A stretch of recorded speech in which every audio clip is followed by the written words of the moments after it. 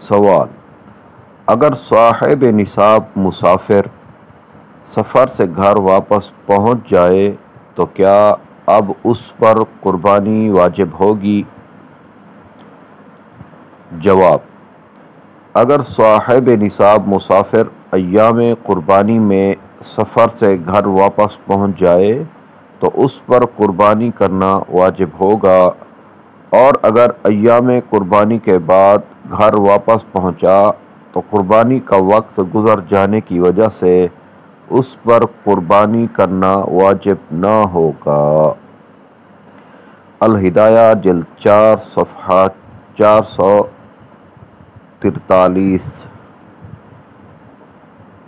صفحہ 444 مکتبہ رحمانیہ لاہور۔